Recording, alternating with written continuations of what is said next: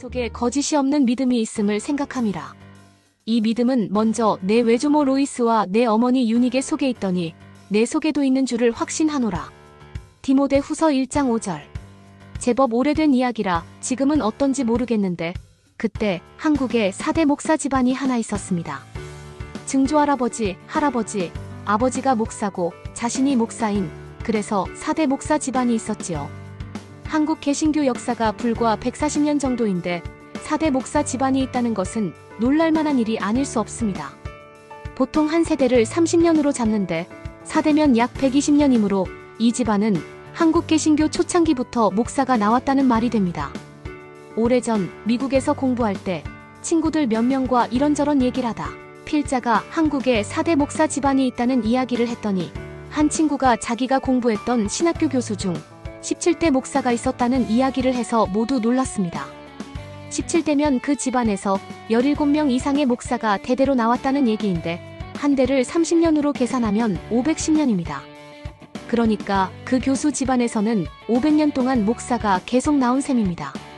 청교도들이 처음 미국에 발을 디딘 것이 1620년이므로 미국 역사는 불과 400년밖에 되지 않으므로 500년이 되려면 미국 역사 이전 영국으로까지 거슬러 올라가야 합니다.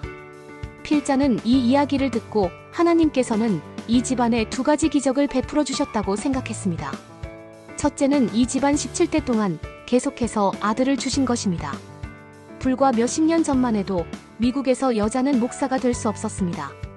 미국 북장로교회가 1950년대, 남장로교회가 60년대에 여자 목사를 허락했습니다.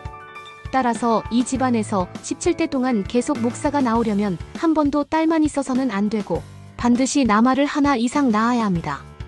하나님께서 이 집안에 500년 동안 아들을 계속 주셨네요. 둘째는 17대 동안 그 집안의 아들 중 하나 이상이 조상들의 대를 이어 목사가 되겠다는 결단을 했다는 것입니다. 그들은 대학을 졸업하고 신학교에 가서 신학을 공부한 후 목사 안수를 받고 목회자로, 선교사로, 교수로 봉직했다는 의미입니다. 이 집안에 지금쯤 18대, 19대 목사가 나왔겠지요. 참 부럽습니다. 필자가 장신대를 졸업할 때 정규과정에 31명이 졸업했습니다. 그 31명 중 아들이 목사가 된 사람은 5명뿐입니다. 물론 필자가 모르는 사이에 목사가 된 아들들이 있을 수 있겠지만 26명의 동기 목사 집안에서는 목사가 대를 잇지 못했습니다. 목사 집에서 목사가 나오기가 쉽지 않다는 이야기입니다. 목사가 되는 것은 하나님의 소명 즉 부르심이 있어야 합니다. 소명 없이 목사가 될 수 없고 또 되어서도 안 됩니다. 부친 목사가 아들에게 목사가 되면 좋겠다는 권면을 해도 자신이 소명의식이 없으면 신학교에 갈 수 없습니다. 필자가 신학교를 졸업하던 시기는 경제적으로 어려운 때여서 목사 월급으로 자녀를 대학에 보낼 수 없어 자녀들이 고졸 후 직장을 찾아 나서야만 했습니다. 이런 때 목사 아들이 목사가 되는 것은 대단한 소명이 아니면 어려운 일이지요. 미국도 목사 생활은 여유가 많지 않습니다. 물론 대도시 대형 교회 목사는 여유가 있겠지만 소도시나 농촌 교회의 형편은 매우 어려웠습니다. 필자가 미국에서 공부하던 70년대 시골에서는 새 교회가 목사 한 사람의 월급을 모아주고 목사는 주일에 시간을 조정해서 3번 예배 인도를 했습니다. 물론 그 이전은 이보다 더 어려웠지요. 그런데도 목사 가정에서 목사가 계속 나왔다는 것은 하나님의 섭리가 아니면 불가능한 일입니다.